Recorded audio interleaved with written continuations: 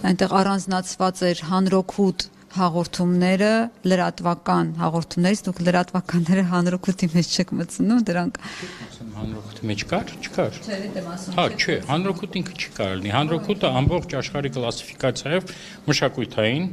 կրթական, սպորտային եւ մանկական։ Լրատվությունը մեջը քարոզություն է պարունակում եւ հանրօգուտ չի կարող լինել։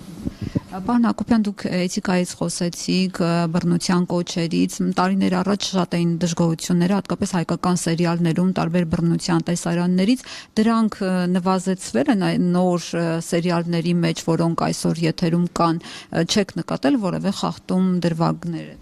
Ես կարծում եմ նվազել են, առաջինը, հետո մենք եկեք փորձենք, շատ լավ հասկանում եք, որ պետք է տարբերակել գեղարվեստական բովանդակությունը, հա, առօրյայից քաղաքական հնչեղություն ունեցող տեքստերից եւ այլն։ Ի վերջո վիրտուալ իրականություն է կինոն եւ մենք դա հասկանում ենք։ Եթե մենք շատ խիստ վերաբերվենք, մենք համարյա նույնիսկ լավ բովանդակությունը, չգիտեմ, միշտ բանն են, չէ, կնքահայերն են որպես օրինակ վերում, տեսնենք այդպիսի ֆիլմեր կան։ Խոսքը գնում է ոչ թե առաջի հերթին կինոների մասին, չնայած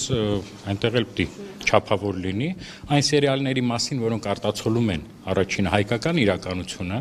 եւ իրականությունը մոտիկ են, մարդիկ դա անցալում են որպես իրանց կենցաղ, հա,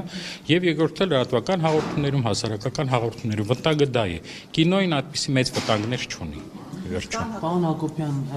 ինչպես դուք անկախ սահմանադրական մարմնի ղեկավար եք, բայց հանրային հեռուստաընկերության եթերում Պետրոս Ղազարյանի հետ փոդքասթ եք վարում եւ որի ընթացքում տարբեր գնահատականներ եք տալիս, տարբեր հարցեր արծարծում, ճիշտ եք համարում ընդհանրապես նման ձևաչափով ձեր հանդես գալը։ Ոչ, դրա համար էլ չեմ շարունակում, արդեն 1 տարի չեմ վարում գրեթե։